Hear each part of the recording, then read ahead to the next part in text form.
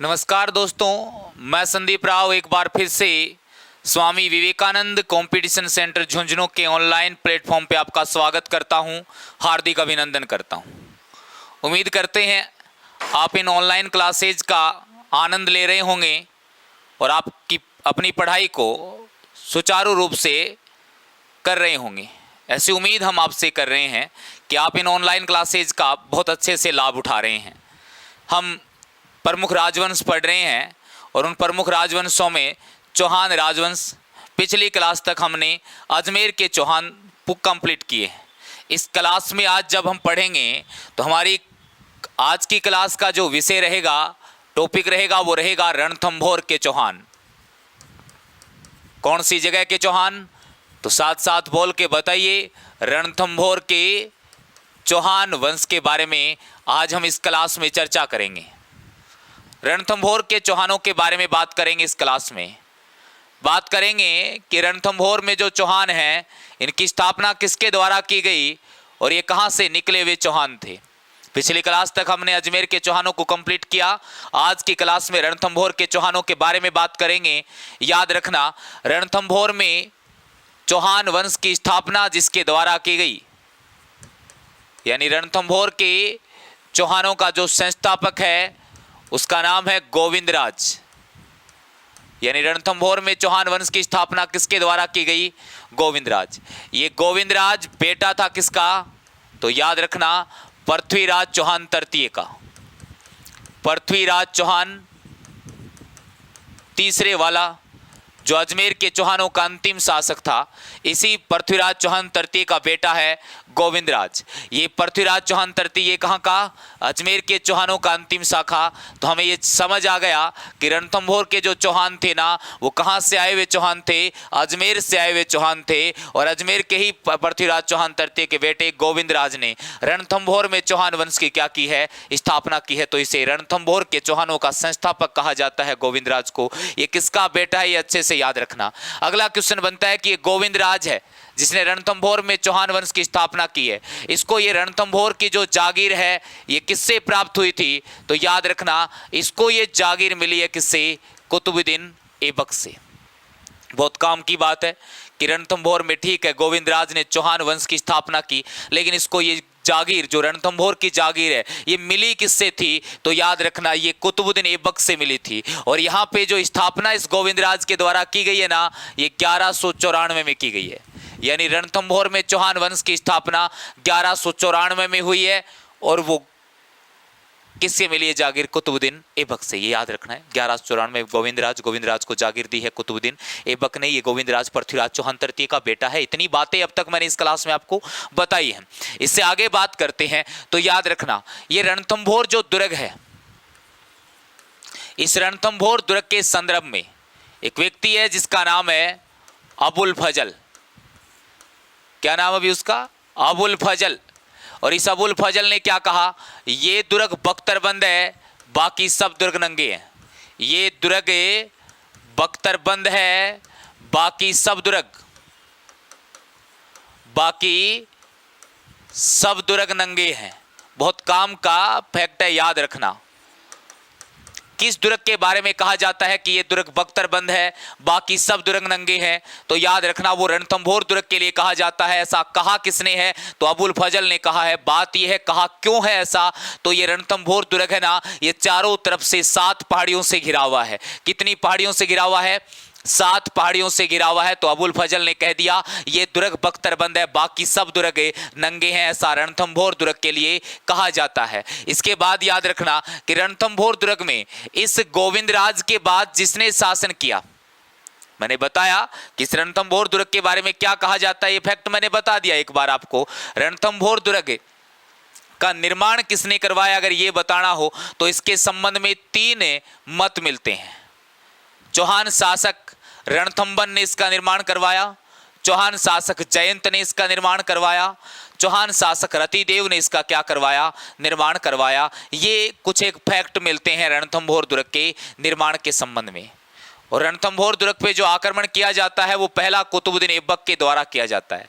यानी रणथंभौर दुर्ग पे जो पहला आक्रमण हुआ था ना, वो कुतुबुद्दीन ऐबक के द्वारा। निर्माण के संबंध में मैंने सारी बातें बताई। रणथंभौर दुर्ग को किसी श्रेणी विशेष से बात करें कि इस रणथंभौर दुर्ग को कौन सी श्रेणियों में शामिल किया जाता है, तो याद रखना, इसे गिरी दुर्ग की श्रेणी में शामिल करते हैं, इसे वन दुर्ग की श्रेणी में शामिल करते हैं, इसे एरण दुर्ग की श्रेणी में शामिल करते हैं। एरण दुर्ग ये सर्वश्रेष्ठ है, याद रखना। राजस्थान के मुख्य एरण दुर्गों में आता है रणथंभौर दुर्ग।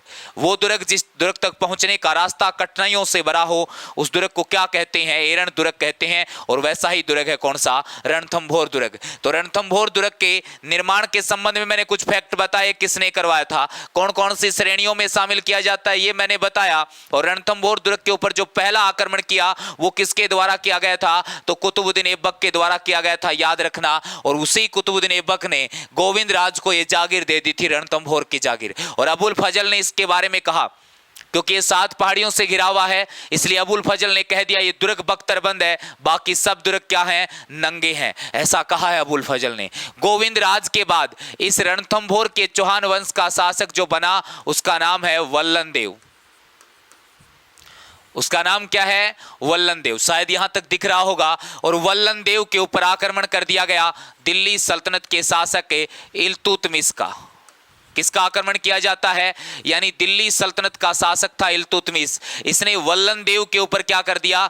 आक्रमण कर दिया। और वल्लन देव पे जब आक्रमण किया तो इस वल्लन देव के बाद अगला जो शासक, ये 1226 की बात थी, याद रख लेना। इल्तुतमिश ने रणथंभौर दुर्ग के ऊपर कब अधिकार किया? क्वेश्चन ऐसा पूछा जाएगा कि इल्तुतमिश ने रणथंभौर दुर्ग पे कब अधिकार किया, तो बताना 1226 में वल्लन देव को पराजित करके किया है। इसके बाद शासक बना प्रहलाद, और प्रहलाद के बाद शासक बना है वीर नारायण।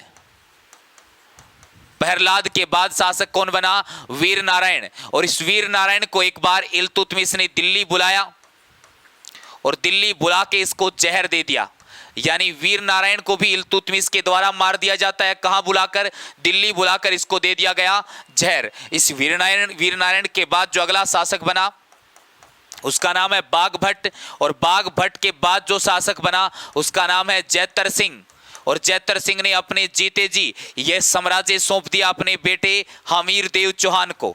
हमीर देव चौहान तक की हमने बात कर ली। ये इस चौहानों का, रणथंभौर के चौहानों का सबसे प्रतापी शासक हुआ है। इसी के बारे में पढ़ेंगे इस क्लास में। इसी हमीर देव चौहान के बारे में बात करेंगे। लेकिन हमीर देव चौहान तक पहुंचे कैसे, वो बातें मैंने आपको बताई हैं। तो पहले बात रणथंभौर के चौहान पढ़ रहे हैं तो थोड़ी सी रणथंभौर के दुर्ग के बारे में कर लेते हैं। 3 मत मिलते हैं, चौहान शासक रतिदेव ने, चौहान शासक जयंत ने, चौहान शासक रणथंभन ने इसका निर्माण करवाया था। 3 मत बताए। ये चारों तरफ से 7 पहाड़ियों से घिरा हुआ है। तो अबुल फजल ने कह दिया ये दुर्ग बख्तरबंद है, बाकी सब दुर्ग क्या हैं? नंगे हैं। इसके अलावा याद रखना, इसे गिरी, वन और एरण दुर्ग की श्रेणी में शामिल किया जाता है। इसे दुर्गाधिकरण और दुर्गाधिराज कहा जाता है। बहुत काम की बात बता रहा हूं। रणथंभौर दुर्ग को दुर्गाधिराज और दुर्गाधिकरण के नाम से जाना जाता है। इसे रणतयपुर के नाम से भी जाना जाता है। और याद रखना, इस रणथंभौर दुर्ग के ऊपर पहला आक्रमण किया गया वो कुतुबुद्दीन ऐबक के द्वारा किया गया था। और उसके बाद रणथंभौर में जो चौहान वंश की स्थापना की जाती है वो गोविंद राज के द्वारा की जाती है। यानी रणथंभौर में चौहान वंश की स्थापना किसके द्वारा की गई? तो गोविंद राज के द्वारा की गई। और ये गोविंद राज अजमेर के अंतिम चौहान शासक पृथ्वीराज चौहान तृतीय का बेटा था। और गोविंद राज को ये जागीर मिली है ना, ये कुतुबुद्दीन ऐबक से मिली है, क्योंकि कुतुबुद्दीन ऐबक ही वो व्यक्ति था जिसने पहली बार रणथंभौर दुर्ग के ऊपर क्या किया था? आक्रमण किया था। उसके बाद याद रखना, इस गोविंद राज के बाद जो अगला शासक बना वो वल्लन देव बना। और वल्लन देव को दिल्ली सल्तनत के शासक इल्तुतमिश ने 1226 में पराजित कर दिया। इसके बाद प्रहलाद शासक बना। इसके बाद वीर नारायण, और वीर नारायण को इल्तुतमिश ने दिल्ली बुलाकर जहर देकर इसकी क्या कर दी? हत्या कर दी। इसके बाद बाघभट्ट शासक बना। और बाघभट्ट के बाद शासक बना कौन? जैतर सिंह। और जैतर सिंह जिस समय शासक था तो उसने अपने जीते जी ही अपना साम्राज्य अपने बेटे को सौंप दिया था। और जैतर सिंह का बेटा कौन है? हमीरदेव चौहान, यानी ये रणथंभौर के चौहानों का सबसे प्रतापी शासक है। मैंने अब तक रणथंभौर दुर्ग में चौहान वंश की स्थापना के बारे में, रणथंभौर दुर्ग की सामान्य बातें, और उसके बाद मैंने रणथंभौर दुर्ग का वंश यानी यहाँ का शासक वर्ग किस प्रकार से चलता है उसके बारे में बात की। इसके बाद अपन बात करेंगे किसके बारे में? हमीरदेव चौहान के बारे में। ये रणथंभौर के चौहानों का अंतिम शासक होगा, लेकिन सबसे प्रतापी शासक है, इसी के बारे में बात करेंगे। मैंने अब तक जो भी बातें बताई है ना, सभी काम के फैक्ट बताए हैं, याद रखना अच्छे से। इसके बाद अगले शासक के बारे में बात करते हैं, हमीरदेव चौहान के बारे में। हम पढ़ रहे हैं कौन सी जगह के चौहान? तो रणथंभौर के चौहान। और रणथंभौर के चौहान जो हैं, यहां का अंतिम शासक कौन है? हमीरदेव चौहान। हमीरदेव चौहान। और इस हमीरदेव चौहान का जो शासन काल है वो है 1282 से लेकर 1301। हमीरदेव चौहान रणथंभौर के चौहानों का अंतिम और सबसे प्रतापी शासक है। हमीरदेव चौहान रणथंभौर के चौहानों का अंतिम है और सबसे प्रतापी शासक है। ये 1282 में शासक बना और कब तक रहा? 1301 तक रहा था। इस हमीरदेव चौहान के पिता का नाम मैंने आपको बताया, और पिता का क्या नाम है? वो है जैतर सिंह। पिता का नाम बताया, जैतर सिंह। इसकी माता का नाम क्या था हमीरदेव चौहान की? तो माता का नाम है हीरा देवी। फिर इसके गुरु का नाम याद रखना, और इसके गुरु का नाम है राघव देव। इसके गुरु का क्या नाम है? राघव देव। और गुरु के बाद याद रखना, पिता का नाम बताया, माता का नाम बताया, गुरु का नाम बताया, और हमीरदेव चौहान के बारे में कहा कि अंतिम और सबसे प्रतापी शासक है रणथंभौर के चौहानों का, जो 1282 से 1301 तक रहा। इसके दरबार में एक कवि रहते थे और उस कवि का नाम था बीजादित्य। इसके दरबार में एक कवि रहते हैं जिनका नाम क्या है? बीजादित्य। इसके बाद हमीरदेव चौहान के बारे में और कौन सी बातें याद रखनी है? तो हमीरदेव चौहान के बारे में याद रखना, हमीरदेव चौहान जो हैं, इसने क्या किया था? एक कोटिय जन यज्ञ करवाया था। कौन सा यज्ञ करवाया? इसने एक कोटिय जन यज्ञ करवाया। और याद रखना, ये जो कोटिय जन यज्ञ है ये अश्वमेध यज्ञ जैसा होता है। ये कोटिय जन यज्ञ है, ये कैसा यज्ञ होता है? तो अश्वमेध यज्ञ जैसा ही एक यज्ञ होता है। और इस कोटिय जन यज्ञ का जो पुरोहित था वो पुरोहित बनाया गया था विश्वरूप को। यानी इसका जो पुरोहित रहा वो कौन था? विश्वरूप था। याद रखना, ये बात बहुत काम की है। हमीरदेव चौहान ने कौन सा यज्ञ करवाया है? तो कोटिय जन यज्ञ करवाया है। ये कोटिय जन यज्ञ कैसा यज्ञ होता है? तो ये अश्वमेध यज्ञ जैसा ही एक यज्ञ होता है, और इसी यज्ञ का पुरोहित कौन है? विश्वरूप। और इसके तहत इसने अपने प्रारंभिक साम्राज्य का विस्तार किया। किसने? हमीरदेव चौहान ने। इसने छोटी छोटी जो राज्य हैं, क्षेत्र हैं, उनको जीतकर, जैसे इसने परमार राजा भोज को भी किसने पराजित किया था? हमीरदेव चौहान ने पराजित किया था। ऐसे बहुत सारे छोटे छोटे राज्य जीतकर इसने अपने साम्राज्य में मिलाए थे, क्योंकि इसने यज्ञ करवाया। कौन सा? कोटिय जन यज्ञ। इसके अलावा इस हमीरदेव चौहान के बारे में याद रखना, इसने अपने जीवन काल में 17 युद्ध किए। इसने अपने जीवन काल में कितने युद्ध किए? 17 युद्ध किए। और उन 17 युद्धों में से 16 युद्धों के अंदर ये क्या रहता है? विजय रहता है। बहुत काम की बात बताई है मैंने। इसने अपने पूरे जीवन काल में 17 युद्ध किए थे, और उन 17 युद्धों में से 16 युद्धों में विजय रहा था कौन? हमीरदेव चौहान। ये हमीरदेव चौहान अपने अंतिम युद्ध में पराजित होगा। उस युद्ध के बारे में बताऊंगा कैसे पराजित होगा। लेकिन हमीरदेव चौहान ने अपने पूरे जीवन काल में 17 युद्ध किए, और कितने युद्धों में विजय रहा? ये 16 युद्धों में विजय रहा था। ये हमीरदेव चौहान था ना, ये अपने हठ के लिए प्रसिद्ध था। ये हमीरदेव चौहान किसके लिए प्रसिद्ध है? अपने हट के लिए प्रसिद्ध है। इसी वजह से इस हमीरदेव चौहान के लिए, और हमीरदेव चौहान जिस जगह का राजा है रणथंभौर का, उसके संबंध में कहा जाता है हमीर हट तिरिया तेल चढ़े ना दूजी बार। यानी हमीर ने एक बार जो बात कह दी उससे कभी पीछे नहीं हटता था। तिरिया तेल चढ़े ना दूजी बार। एक बार लड़की के जब तेल चढ़ जाता है, यानी बान बैठ जाती है, उसके बाद उसका विवाह करना आवश्यक हो जाता है। यानी लड़की बान एक ही बार बैठती है, तेल एक ही बार चढ़ता है, और हमीर भी एक ही बार बात कहता है, फिर पीछे नहीं हटता है। तब कहा जाता है हमीर हट तिरिया तेल चढ़े ना दूजी बार। ये हमीर देव चौहान के लिए कहा जाता है, उसके हट के लिए कहा जाता है, ये रणथंभौर दुर्ग के लिए कहा जाता है। मैंने दो कथन बता दिए रणथंभौर दुर्ग के अब तक। ये दुर्ग बख्तरबंद है, बाकी सब दुर्ग नंगे हैं। एक मैंने बता दिया हमीर हट तिरिया तेल चढ़े ना दूजी बार, ये किसके बारे में? हमीर देव चौहान और रणथंभौर दुर्ग के बारे में कहा जाता है। हम रणथंभौर के चौहान पढ़ रहे हैं और रणथंभौर के चौहानों में अंतिम शासक पढ़ रहे हैं कौन सा? हमीर देव चौहान। रणथंभौर के हमीर देव चौहान के बारे में याद रखना, ये 1282 से लेकर 1301 तक शासक रहा। ये रणथंभौर के चौहानों का अंतिम और सबसे प्रतापी शासक है। इसके पिता का नाम जैतर सिंह है, इसकी माता का नाम हीरा देवी है, इसके गुरु का नाम राघव देव है, इसके कवि का नाम बीजादित्य था। याद रखना इसने एक यज्ञ करवाया था, वो कोटियजन यज्ञ जैसा ही यज्ञ था, कोटियजन यज्ञ करवाया था जो अश्वमेध यज्ञ जैसा ही यज्ञ था। और उस यज्ञ में जो पुरोहित थे उनका नाम था विश्वरूप। इसने अपने पूरे जीवन काल में 17 युद्ध किए, उसमें से 16 युद्धों में विजेता रहा था और इसका जो अंतिम युद्ध है ना उसमें ये पराजित होगा जाके, तो 17 में से 16 में विजय रहा। और ये किसके लिए प्रसिद्ध है? अपने हट के लिए प्रसिद्ध है। इसी वजह से कहा जाता है हमीर हट तिरिया तेल चढ़े ना दूजी बार। इतनी बातें मैंने हमीर देव चौहान के बारे में बताई। इससे आगे की बात करेंगे, एक बार इसका स्क्रीनशॉट लीजिए और ये चीजें साथ साथ नोट करते हुए चलिए। एक एक बात जिस समय पढ़ो ना, जिस समय लिखो ना, उसी समय याद हो जानी चाहिए। बाद के लिए समय नहीं है कि आज लिख लेंगे पढ़ बाद में लेंगे, नहीं, आज ही लिख लो, आज ही याद कर लो साथ का साथ ही। इससे आगे चलते हैं कि हमीर देव चौहान की और कौन कौन सी बातें हमें याद करनी है। बात कर रहे हैं रणथंभौर के चौहानों की, और रणथंभौर के चौहानों में जो शासक है उसका नाम है हमीर देव चौहान। इस हमीर देव चौहान की सामान्य जानकारी मैंने आपको दी। इसके बाद बात करते हैं आगे कौन कौन सी बातें इस हमीर देव चौहान की विशेष हैं।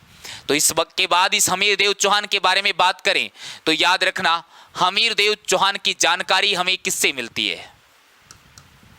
हमीर देव चौहान की जानकारी के जो स्रोत हैं वो क्या रहेंगे, यानी कौन से स्रोतों के माध्यम से हमें हमीर देव चौहान के बारे में जानने को मिलेगा? तो याद रखना एक जो स्रोत है ना जानकारी का, वो याद रखना हमीर महाकाव्य। मैं कह रहा हूं चौहानों के तो ग्रंथ ही याद कर लेना, हमीर महाकाव्य। और ये हमीर महाकाव्य जिसका ग्रंथ है उस व्यक्ति का नाम है नयन चंद्र सूरी। क्या नाम है उसका? नयन चंद्र सूरी। और इसके बाद एक ग्रंथ है जिसका नाम है हमीर महाकाव्य के बाद हमीर हट। क्या नाम है? हमीर हट। और एक ग्रंथ जिसका नाम है सुरजन चरित्र। कौन सा ग्रंथ है? सुरजन चरित्र। और हमीर हट और सुरजन चरित्र दोनों के जो लेखक है ना वो हैं चंद्रशेखर। यानी हमीर हट और सुरजन चरित्र किसका है? तो वो चंद्रशेखर का है। उसके बाद याद रखना नंबर 3 पर हमीर रासो। और हमीर रासो नाम से कितने ग्रंथ हैं?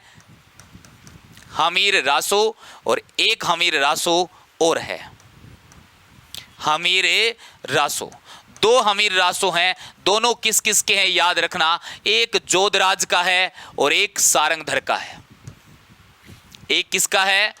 जोधराज का और एक सारंगधर का है। तो याद रखना हमीर देव चौहान की जानकारी के स्रोत, यानी हमें हमीर देव चौहान के बारे में जानने को कहां कहां से मिलता है? तो हमीर महाकाव्य से मिलता है जो नयन चंद्र सूरी का ग्रंथ है। हमें हमीर हट और सुरजन चरित्र से जानने को मिलता है जो चंद्रशेखर का ग्रंथ है। हमीर रासो 2 हैं, एक जोधराज का है और एक हमीर रासो सारंगधर का है। इसके अलावा हमीर देव चौहान की जानकारी हमें अमीर खुसरो से भी मिलती है। किससे मिलती है? अमीर खुसरो से भी मिलती है, क्योंकि अमीर खुसरो किसका दरबारी हुआ करता था? तो याद रखना अलाउद्दीन खिलजी का दरबारी हुआ करता था अमीर खुसरो। इससे भी हमें किसके बारे में जानने को मिलता है? हमीर देव चौहान के बारे में। तो ये मैंने स्रोत बताए हमीर देव चौहान की जानकारी के। पहले मैंने हमीर देव चौहान के बारे में सामान्य जानकारी दी, पहले मैंने रणथंभौर दुर्ग के बारे में सामान्य जानकारी, किस प्रकार वहां स्थापना होती है और कौन सा शासक बनता है। उसके बाद जब हमीर देव आया तो मैंने उसकी सामान्य जानकारी, और फिर हमीर देव चौहान की जानकारी हमें कहां से मिलती है उसके बारे में मैंने बात की। इसके आगे की बात करते हैं कि हमीर देव चौहान के ऊपर मुख्य सैनिक अभियान कौन से रहे, क्योंकि मैंने कहा ये 17 युद्ध करता है जिनमें से 16 में जीतता है। तो कौन से वो मुख्य सैनिक अभियान थे उनके बारे में बात करेंगे। ये सारे के सारे जानकारी के स्रोत जरूर याद कर लेना कि हमीर देव चौहान के बारे में हमें कहां से जानने को मिलता है। उससे बाद आगे की बात करते हैं हमीर देव चौहान के बारे में। हम पढ़ रहे हैं कहां के चौहान, रणथंभौर के चौहान। और जिस समय रणथंभौर में चौहान वंश और अंतिम शासक कौन चल रहा है, हमीर देव चौहान चल रहा है। यानी रणथंभौर के चौहानों का जो अंतिम शासक चल रहा है हमीर देव चौहान। उसी समय दिल्ली सल्तनत का जो शासक था उसका नाम था जलालुद्दीन खिलजी। उसका नाम क्या था, जलालुद्दीन खिलजी। तो जिस समय रणथंभौर का हमीर देव चौहान, उस समय दिल्ली का है जलालुद्दीन खिलजी। अलाउद्दीन नहीं बोल रहा हूं, जलालुद्दीन खिलजी। और याद रखना इस जलालुद्दीन खिलजी ने क्या किया, 1290 के ऊपर, कब की बात है, 1290 में एक दुर्ग पड़ता है जिसका नाम है झायन दुर्ग। कौन सा दुर्ग पड़ता है, झायन दुर्ग। ये रणथंभौर दुर्ग की क्या कहा जाता है, इसे तो कुंजी कहा जाता है। दिख तो रहा होगा यहां तक।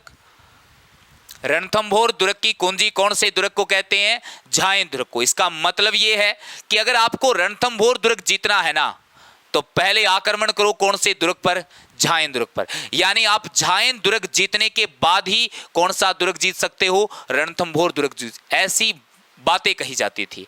तो झायन दुर्ग को कौन से दुर्ग की कुंजी कहा जाता है, तो रणथंभौर दुर्ग की कुंजी झायन दुर्ग को कहा जाता है। और दिल्ली के जलालुद्दीन खिलजी ने 1290 में झायन दुर्ग के ऊपर आक्रमण किया। और इस झायन दुर्ग के आक्रमण के दौरान हमीर देव चौहान का एक सेनापति जिसका नाम था गुरदास सैनी, ये गुरदास सैनी इस अभियान के दौरान मारा जाता है। और फिर ये आक्रमण करता है किसके ऊपर, रणथंभौर के ऊपर 1291 में। लेकिन ये क्या रहा, असफल रहा।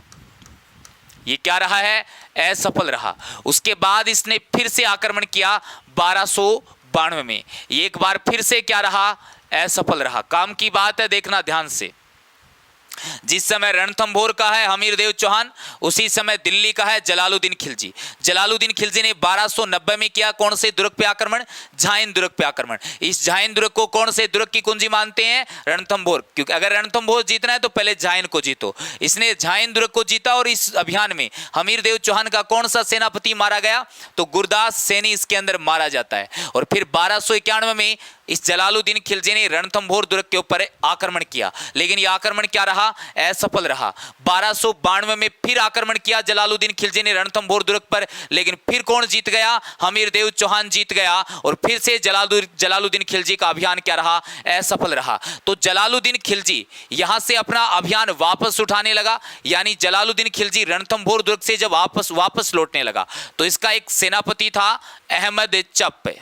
ये किसका सेनापति है, तो याद रखना ये जलालुद्दीन खिलजी का सेनापति है जिसका नाम है अहमद चप। इस अहमद चप ने जलालुद्दीन खिलजी से पूछ लिया कि क्या बात हुआ, वापस क्यों जा रहे हैं। तब जलालुद्दीन खिलजी ने क्या कहा, मैं ऐसे 10 दुर्गों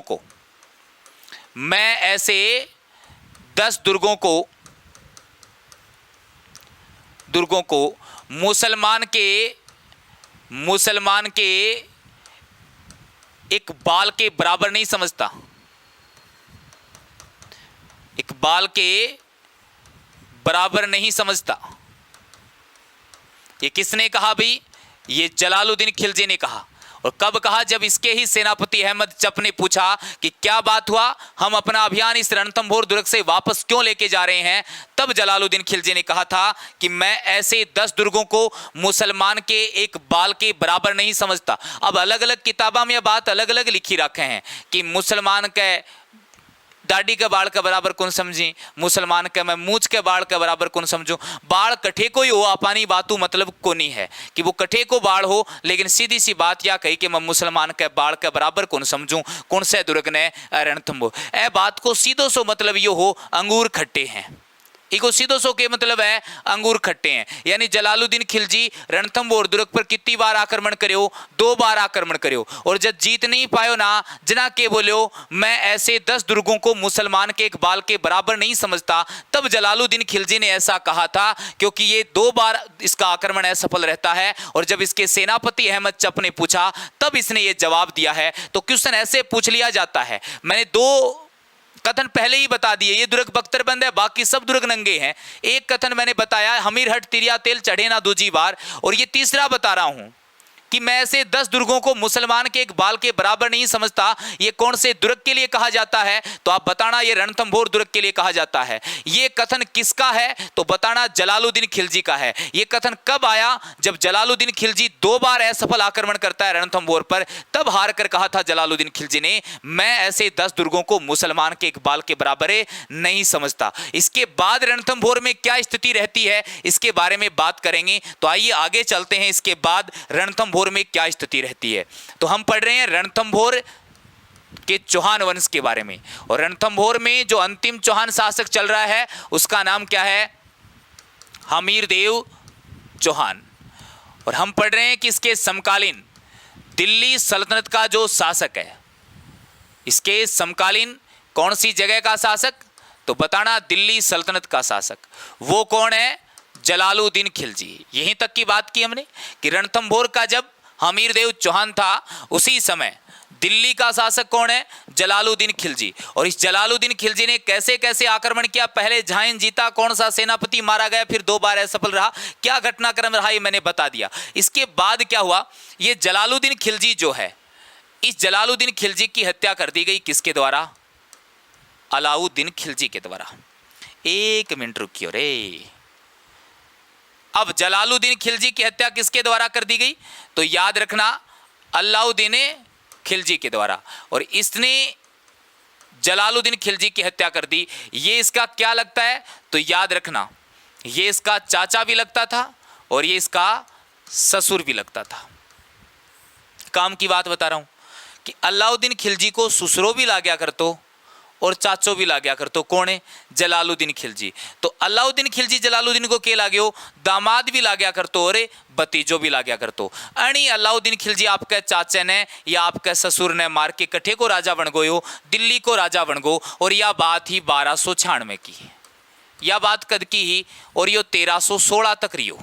यानी 1296 1316 तक दिल्ली को राजा कौन रहे, तो वो अलाउद्दीन खिलजी रहे। और अलाउद्दीन खिलजी एक मार के शासक बने है, तो आपका चाचा ने ससुर यानी जलालुद्दीन खिलजी ने मार के बन्यो, यो एको भतीजो और दामाद होगो और आगलो राजा बन गो कौन है, अलाउद्दीन खिलजी। यानी ईब अमीरदेव चौहान के समकालीन दिल्ली को राजा कौन है, तो वो अलाउद्दीन खिलजी। पहला जलालुद्दीन हो, उनका टाइम का 2 अभियान में बता दिया। अब दिल्ली को राजा कौन है अमीरदेव चौहान के समकालीन, तो वो कौन है भाई, अलाउद्दीन खिलजी। और यो अलाउद्दीन खिलजी भी है अमीरदेव चौहान पर के करे है, आक्रमण करे है। यानी ई अमीरदेव चौहान के ऊपर कौन आक्रमण करे है, अलाउद्दीन खिलजी आक्रमण करे है। तो वह आक्रमण क्यों करे है, उन आक्रमण के कारण के बारे में बात करांगा कि आक्रमण तो करया हा, लेकिन क्यों आक्रमण करो अलाउद्दीन खिलजी इस अमीरदेव चौहान के ऊपर, उसके बारे में बात की। पहले जलालुद्दीन खिलजी के आक्रमणों का हमने चर्चा कर ली है। जलालुद्दीन खिलजी के बाद दिल्ली का राजा बन गया अलाउद्दीन खिलजी। और अब अलाउद्दीन खिलजी किसके ऊपर आक्रमण करेगा, अमीरदेव चौहान के ऊपर आक्रमण करेगा। लेकिन वो आक्रमण क्यों किए गए, उसके कारण क्या रहे थे, तो नंबर 1 कारण याद रखना कि वो आक्रमण क्यों किए गए। याद ध्यान से देखना, हमीरदेव चौहान ने कर देने से मना कर दिया, कर देने से मना कर दिया। यह काम की बात है, याद रखना। हमीरदेव चौहान को अलाउद्दीन खिलजी को क्यों कर देना पड़ता था, तो वो इसलिए देना पड़ता था क्योंकि मैंने सबसे पहले बताया था कि रणथंभौर में चौहान वंश की स्थापना जो की गई वो किसके द्वारा, गोविंदराज के द्वारा की गई। और गोविंदराज को ये जागीर किससे मिली, कुतुबुद्दीन ऐबक से, यानी दिल्ली सल्तनत के शासकों से मिली है। तो अब रणथंभौर के जो भी शासक हैं, बीच में इल्तुतमिश ने भी जीत लिया था, अब इस रणथंभौर के जो भी शासक हैं वो बदले में टैक्स दे रहे हैं किसको, दिल्ली सल्तनत के शासकों को। लेकिन अब राजा आ गया कौन, हमीरदेव चौहान, और इसने वो टैक्स देने से क्या कर दिया, मना कर दिया। यानी हमीरदेव चौहान ने कर देने से मना कर दिया। शायद इसलिए अलाउद्दीन खिलजी ने आक्रमण किया होगा किसके ऊपर है, रणथंभौर दुर्ग के ऊपर। इसके बाद नंबर 2, हमीरदेव चौहान की महत्वाकांक्षा, गलत बोल गया, अलाउद्दीन खिलजी की महत्वाकांक्षा व साम्राज्य विस्तार की नीति। यानी अलाउद्दीन खिलजी की महत्वाकांक्षा और साम्राज्य विस्तार की नीति इस आक्रमण का क्या रही होगी, कारण रही होगी। मुझे यह सबसे प्रबल कारण नजर आता है कि अलाउद्दीन खिलजी ने इस रणथंभौर दुर्ग पे क्यों आक्रमण किया होगा, तो शायद एक कारण यह रहा होगा। नंबर 3 याद रखना कि तीसरा क्या कारण रहा होगा, तो याद रखना अलाउद्दीन खिलजी अपने चाचा की पराजय का बदला लेना चाहता था। यह बात अलग है कि खुद ने ही सल्टा दिया था किसको, खुद ने ही मार दिया था अपने चाचा जलालुद्दीन खिलजी को अलाउद्दीन खिलजी ने, लेकिन अपने चाचा की हार का बदला लेगा किससे, हमीरदेव चौहान से, क्योंकि हमीरदेव चौहान ने 2 बार हराया था इसके चाचा जलालुद्दीन खिलजी को, तो अपने चाचा की हार का बदला लेना चाहता था, इसलिए शायद उसने क्या किया है, आक्रमण किया है। नंबर 4 कारण याद रखना, अलाउद्दीन खिलजी के विद्रोही सेनापति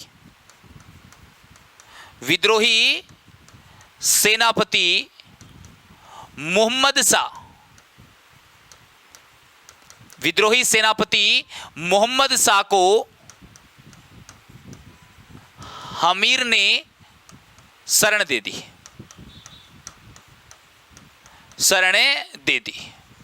ये चौथा कारण है।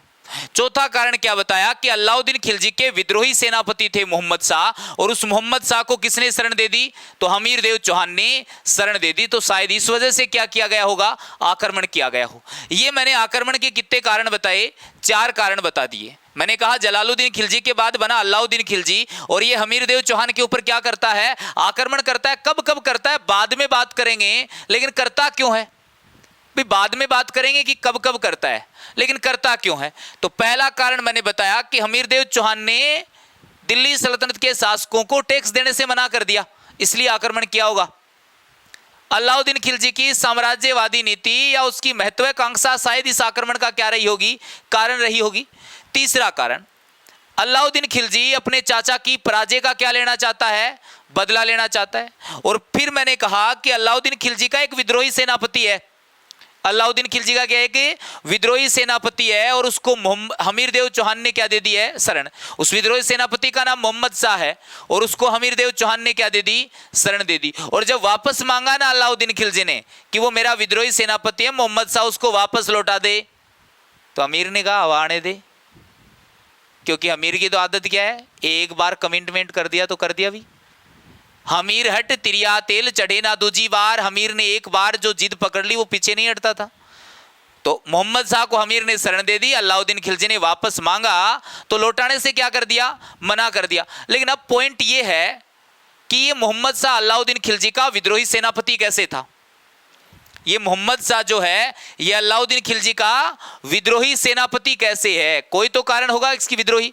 तो इस विद्रोही सेनापति होने के पीछे भी कितने कारण बताए जाते हैं, 2, कि अलाउद्दीन खिलजी का विद्रोही सेनापति मोहम्मद शाह है, लेकिन विद्रोही कैसे है इसके भी कितने कारण बताए जाते हैं, 2 कारण बताए जाते हैं। नंबर 1 कारण याद रखना कि पहला क्या कारण बताया गया, लिख नहीं रहा हूं सिर्फ बोल के बता रहा हूं। पहला कारण यह बताया जाता है कि अलाउद्दीन खिलजी की जो सेना थी वो गुजरात अभियान से वापस लौट रही थी। अलाउद्दीन खिलजी की सेना गुजरात अभियान से वापस लौट रही थी, धन लूट के लेकर आई थी वो, और वो रणथंभौर से होकर गुजर रही थी। और वहीं पर अलाउद्दीन खिलजी के जो सैनिक हैं उनमें धन के बंटवारे को लेकर क्या हो जाता है, झगड़ा हो जाता है। तो एक सैनिक मोहम्मद शाह भागकर किसके पास आ गया, अमीरदेव चौहान के पास आ गया। यानी अलाउद्दीन खिलजी की सेना गई हुई है गुजरात अभियान पे, धन लूट के लेके आए हैं, वापस आते समय धन के बंटवारे को लेके हो गया झगड़ा। और एक सेनापति मोहम्मद शाह वो सारा का सारा धन लेके किसके पास चला गया, अमीर के पास। बाकी के सैनिक गए किसके पास, अलाउद्दीन बोला धन तो लेके चला गया वो मोहम्मद शाह, बोला किसके पास गया, बोला अमीर के पास गया। अमीर को कहा अलाउद्दीन खिलजी ने, बोला वापस पकड़ा दे इसको मेरे को, बोला नहीं अब नहीं पकड़ा सकता, शरण दे दी एक बार। तो पता चला कि अलाउद्दीन खिलजी का विद्रोही सेनापति कैसे था, मोहम्मद शाह। तो इसका एक कारण मैंने बताया कि शायद धन के बंटवारे को लेकर सैनिकों में, सेनापतियों में झगड़ा हो गया, तो मोहम्मद शाह हमीर के पास चला गया, इसलिए अलाउद्दीन खिलजी का विद्रोही था ही। नंबर 2, मैंने कहा 2 मत बताए जाते हैं विद्रोही होने के पीछे। कि अलाउद्दीन खिलजी का विद्रोही सेनापति मोहम्मद शाह क्यों विद्रोही था, वो दूसरा कारण क्या बताया जाता है, ध्यान से देखना। इसे अलाउद्दीन खिलजी की एक बेगम थी जिसका नाम था चिमना बानो। इस अलाउद्दीन खिलजी की एक मराठा बेगम है जिसका नाम क्या है, चिमना बानो। और इस चिमना बानो के प्रेम संबंध थे किसके साथ, मोहम्मद शाह के साथ। इस चिमना बानो के प्रेम संबंध है मोहम्मद शाह के साथ। तो याद रखना है, अलाउद्दीन खिलजी की मराठा बेगम चिमना बानो, और चिमना बानो के प्रेम संबंध यानी अफेयर चल रहा है किसके साथ, मोहम्मद शाह के साथ। पता चल गया अलाउद्दीन खिलजी को। किसको पता चल गया कि अपने वाली जो चिमनी है ना वो चसबूझ कर रही है, अपने वाली चिमनी क्या कर रही है, चसबूझ कर रही है। पता चल गया अलाउद्दीन खिलजी को। ये बात चिमना बानो को भी पता चल गई कि पता चल गया, भाग के गई मोहम्मद शाह के पास, बोला भाग जाए यहां से। चिमना बानो गई किसके पास, मोहम्मद शाह के पास, बोले भाग जाए यहां से। रतन सिंह वो सॉरी अलाउद्दीन खिलजी को पता चल गया छोड़ेगा नहीं अब। मोहम्मद शाह भाग गया किसके पास, हमीर के पास। तो पता चला कि अलाउद्दीन खिलजी का विद्रोही सेनापति मोहम्मद शाह क्यों विद्रोही था। तो एक कारण बताया कि शायद गुजरात अभियान से वापस सेना लौट रही थी, धन के बंटवारे को लेकर झगड़ा हुआ, तो मोहम्मद शाह चला गया किसके पास, हमीर के पास, इसलिए विद्रोही था। एक बताया जाता है कि इसके प्रेम संबंध थे अलाउद्दीन खिलजी की मराठा बेगम चिमना बानो के साथ। और जब अलाउद्दीन खिलजी को पता चला तो ये मोहम्मद शाह भाग के किसकी शरण में चला गया, हमीर की शरण में, और वापस मांगने पर लौटाने से क्या कर दिया, इनकार कर दिया। ये देखना भाई अलाउद्दीन खिलजी का कुछ ऐसा ही रहा है। ये अलाउद्दीन खिलजी की जो फैमिली है ना, ये पूरी की पूरी फर्जी फैमिली है, पूरी की पूरी फर्जी फैमिली। हमने बात की रणथंभौर के संदर्भ में, यानी अलाउद्दीन खिलजी रणथंभौर पे क्यों आक्रमण करता है, तो हमें समझ आया इसकी लुगाई की वजह से हुआ है। किसकी वजह से हुआ है, इसकी लुगाई भाग रही है दूसरों के पीछे, खुद भाग रहा है दूसरों की लुगाइयों के पीछे, पद्मनी के साथ। अलाउद्दीन खिलजी का रहा था ना पद्मनी के साथ, तो खुद की लुगाई दूसरे के पीछे और एक खुद दूसरों की लुगाइयों के पीछे। एक हो गया था सिवाना और जालोर में इसकी बेटी के पीछे। इसकी बेटी भी एक चौहान के प्यार में पागल है, यानी इसकी पूरी की पूरी फैमिली खुद दूसरों के लुगाई पीछे, इसकी लुगाई दूसरों के पीछे, और इसकी बेटी भी चौहान के प्यार में क्या है, पागल है। तो इसकी फैमिली की वजह से कितने साके हो गए थे राजस्थान में, 4 साके हो गए थे। पूरी की पूरी फैमिली क्या है, फर्जी है। तो याद रखना ये बात कि अलाउद्दीन खिलजी हमीर देव चौहान के ऊपर आक्रमण करता है।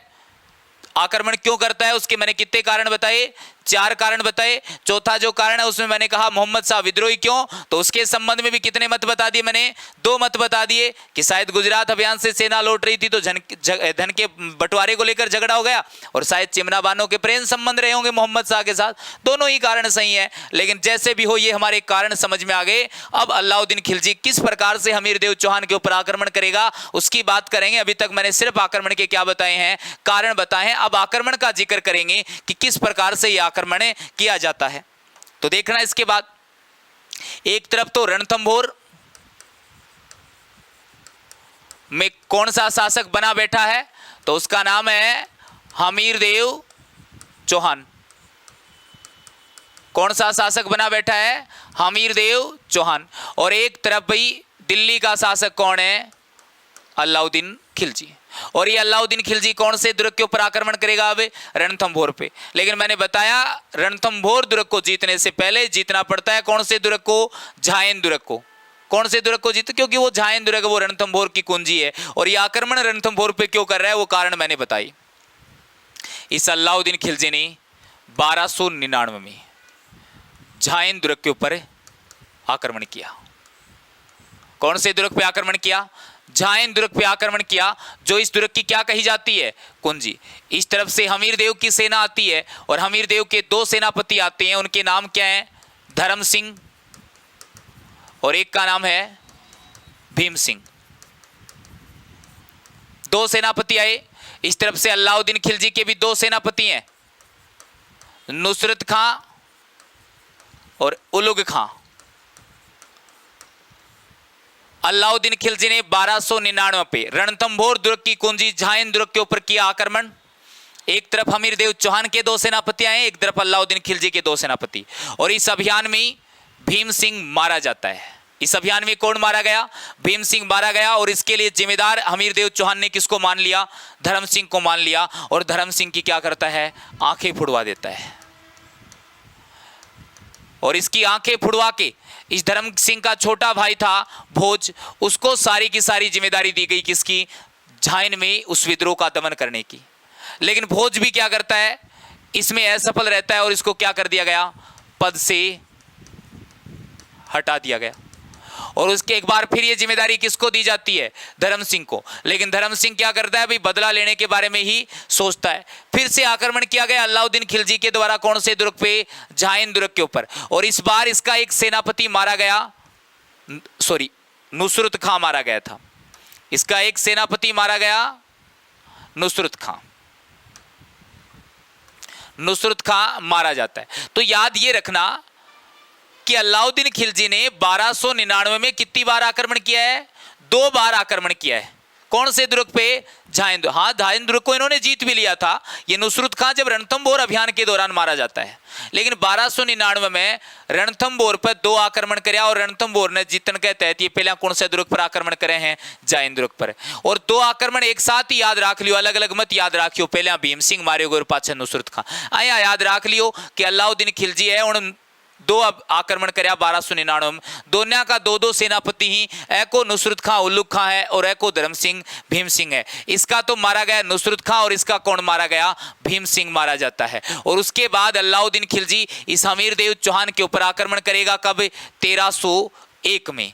इसी आक्रमण के बारे में बात करेंगे। लेकिन उससे पहले क्या आक्रमण रहे थे इसके बारे में मैंने बताया कि पहले अलाउद्दीन खिलजी 1299 में, कब की बात है? 1299 में झाइन दुर्ग के ऊपर आक्रमण करता है रणथंभौर अभियान के तहत। क्योंकि रणथंभौर दुर्ग की कुंजी है झाइन दुर्ग। और इसमें हमीरदेव चौहान के 2 सेनापति आए, अलाउद्दीन खिलजी के 2 सेनापति।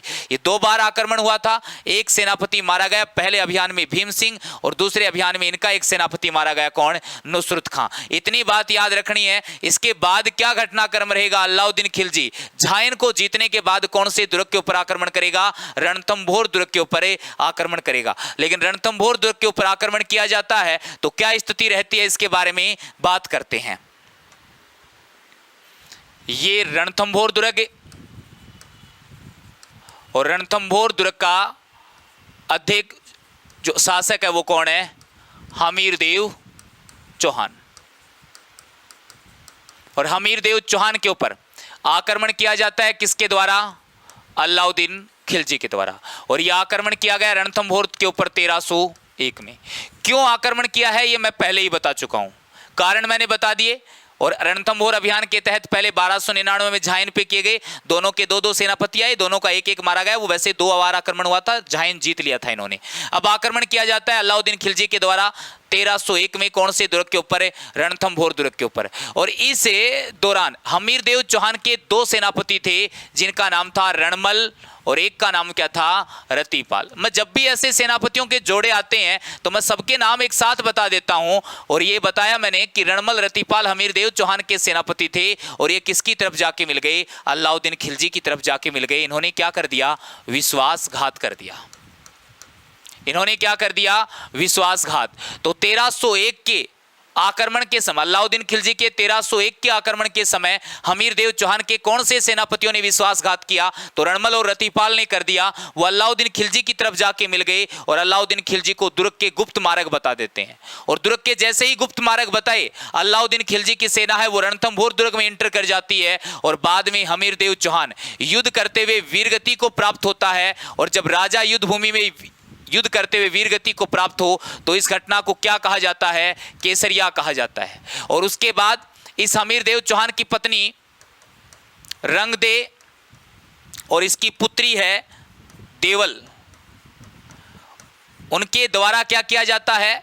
जल जोहर किया जाता है। उनके द्वारा क्या किया जाता है? जल जोहर किया जाता है। और याद रखना ये राजस्थान के इतिहास का एकमात्र जल जोहर है। ये राजस्थान के इतिहास का क्या है? एकमात्र जल जोहर। तो राजस्थान के इतिहास का एकमात्र जल जोहर कब और कौन से दुर्ग में किया गया? तो याद रखना राजस्थान के इतिहास का एकमात्र जल जोहर है वो तो कब किया जाता है भाई? 1301 में किया जाता है। कौन से दुर्ग के अंदर है? रणथंभौर दुर्ग के अंदर। तो जल जौहर किया गया 1301 में रणथंभौर दुर्ग में रंगदे और पुत्री देवल के द्वारा ये जल जौहर किया जाता है, जो राजस्थान के इतिहास का क्या है, एकमात्र है। अब देखो ये वीर गति को प्राप्त हुआ यानी केसरिया हुआ, और ये क्या हुआ है, जल जौहर हुआ है, और ये क्या हो गया, साका हो गया। ये बात है 11 जुलाई 1301 की। ये बात कब की है, 13 जुलाई 1301 की, 11 जुलाई सॉरी। और ये राजस्थान के इतिहास का प्रथम साका माना जाता है। तो राजस्थान के इतिहास का प्रथम साका कब हुआ था, तो राजस्थान के इतिहास का प्रथम साका 11 जुलाई 1301 को रणथंभौर दुर्ग में हुआ था। राजस्थान के इतिहास का प्रथम साका 11 जुलाई 1301 को रणथंभौर दुर्ग में हुआ। इस साके के अंदर केसरिया हमीरदेव चौहान ने किया है, जौहर रंगदेव और देवल ने किया। और ये किस प्रकार का जल जौहर है, जो एकमात्र है। और ये जल जौहर कौन से तालाब में, तो पदमला तालाब के अंदर किया गया था। ये जल जौहर कौन से तालाब में किया गया, तो पदमला तालाब के अंदर ये जल जौहर किया गया था, जो राजस्थान के इतिहास का एकमात्र जल जौहर है रंगदेव देवल के द्वारा। और केसरिया प्लस जौहर की घटना, तो ये राजस्थान के इतिहास का क्या है, प्रथम साका भी है, जो 11 जुलाई 1301 को हुआ है। जब राजा युद्ध भूमि में युद्ध करते हुए मारा जाए तो उसे केसरिया कहते हैं। और दुर्ग की महिलाएं अपना चरित्र बचाने के लिए आग में या जल में कूद जाती थी, उसे क्या कहते हैं, जौहर कहते हैं। दोनों घटनाएं हुई तो उसे साका कहते हैं। और ये राजस्थान के इतिहास का प्रथम साका था। इस अभियान के अंदर विजय किसकी हुई है, अलाउद्दीन खिलजी की। और कौन पराजित हो गया, 1301 में। और जैसे ही अलाउद्दीन खिलजी ने 1301 में रणथंभौर विजय प्राप्त की, तो रणथंभौर विजय प्राप्त करने के साथ ही 1301 में इसके साथ इसका एक दरबारी इतिहासकार था जिसका नाम था अमीर खुसरो। इस अमीर खुसरो ने क्या कहा, इस अमीर खुसरो ने कहा, आज कुफर का गढ़, क्या कहा, आज कुफर का गढ़ इस्लाम का घर हो गया, इस्लाम का घर हो गया। तो आज कुफर का गढ़ इस्लाम का घर हो गया, ये किसने कहा, ये अमीर खुसरो ने कहा। और ये कब कहा, तो 1301 में रणथंभौर विजय के बाद कहा। तो 1301 की रणथंभौर विजय के बाद अलाउद्दीन खिलजी के दरबारी इतिहासकार अमीर खुसरो ने कहा, आज कुफर का गढ़ इस्लाम, कुफर का मतलब होता है धर्म विरोधी, यानी आज एक धर्म विरोधी का जो घर था ना, वो इस्लाम का घर हो गया। ये ऐसा अमीर खुसरो ने कहा था अलाउद्दीन खिलजी की 1301 की रणथंभौर विजय के बाद। कुफर का जब भी जिक्र आए ना, तो ऐसे दो कथन याद रखना। एक कथन है, आज कुफर का दरवाजा टूट गया, ऐसा औरंगजेब ने कहा था जसवंत सिंह राठौड़ की मृत्यु पर। जोधपुर का था जसवंत सिंह राठौड़, और जब उसकी मृत्यु हुई ना, तो औरंगजेब ने कहा था आज कुफर का दरवाजा टूट गया, मतलब आज मेरा धर्म विरोधी मारा गया। और ये अमीर खुसरो ने 1301 में रणथंभौर विजय के बाद क्या कहा, आज कुफर का गढ़ क्या है, इस्लाम का घर हो गया। तो क्वेश्चन ऐसे पूछा जाएगा कि 1301 के रणथंभौर के प्रथम साके, या 1301 के रणथंभौर युद्ध, या 1301 के राजस्थान के इतिहास के प्रथम साके का आंखों देखा वर्णन किसने किया है, तो वो किसने किया है, अमीर खुसरो ने। यानी इस अभियान में अलाउद्दीन खिलजी के साथ उसका दरबारी इतिहासकार अमीर खुसरो है, जिसने इस अभियान का आंखों देखा वर्णन किया है और कहा आज कुफर का गढ़ इस्लाम का घर हो गया। जैसे ही अलाउद्दीन खिलजी रणथंभौर दुर्ग के ऊपर अधिकार करता है, हमीरदेव चौहान मारा जाता है, तो उसके बाद उसने रणमल और रतिपाल को भी मरवा दिया। इसने किसको मरवा दिया, इसने रणमल और रतिपाल को भी मरवा दिया। और ये कहते हुए दुर्ग का लालच दिया था रणमल और रतिपाल को। अलाउद्दीन खिलजी रणमल और रतिपाल के पास गया, बोला मेरे को दुर्ग के गुप्त मार्ग बता दो, मैं आपको राजा बना दूंगा रणथंभौर का। तो रणमल और रतिपाल को लगा कि हम तो राजा बनेंगे यहाँ के। लेकिन अलाउद्दीन खिलजी जैसे ही जीता युद्ध में, हमीरदेव चौहान को हराया, रणथंभौर के ऊपर अधिकार किया। 1301 में राजस्थान के इतिहास का प्रथम साका हुआ, रणथंभौर पे अधिकार हो गया किसका, अलाउद्दीन खिलजी का। तो अलाउद्दीन खिलजी ने रणमल और रतिपाल को भी मरवा दिया, और ये कहते हुए मरवा दिया, जो अपने स्वामी के नहीं हो सके वो मेरे क्या होंगे, जो अपने स्वामी के नहीं हो सके वो मेरे क्या होंगे। यानी अगर रणथंभौर के हमीरदेव चौहान के साथ विश्वासघात कर सकते हैं रणमल और रतिपाल, तो मेरे साथ भी विश्वासघात कर सकते हैं। और ये कहते हुए रणमल और रतिपाल को मरवा दिया। ये युद्ध जिसकी वजह से हो रहा है वो इसका एक विद्रोही सेनापति था मोहम्मद शाह। मैंने कारणों में जिक्र किया था इसका। ये मोहम्मद शाह अलाउद्दीन खिलजी को युद्ध भूमि में घायल अवस्था में दिखाई दिया। ये मोहम्मद शाह अलाउद्दीन खिलजी को घायल अवस्था में दिखाई दिया और कहा बोला मैं तेरे को जिंदा छोड़ दूं तो तू क्या करेगा? अलाउद्दीन खिलजी गया मोहम्मद शाह के पास और बोला मैं तेरे को जिंदा छोड़ दूं तो तू क्या करेगा? मोहम्मद शाह ने कहा सबसे पहले तेरे को मारूंगा, सबसे पहले तेरे को मारूंगा और फिर तेरे किसी वंशज को, सॉरी हमीर के किसी वंशज को रणथंभोर का अगला शासक बनाऊंगा। ये किसने कह दिया? मोहम्मद शाह ने।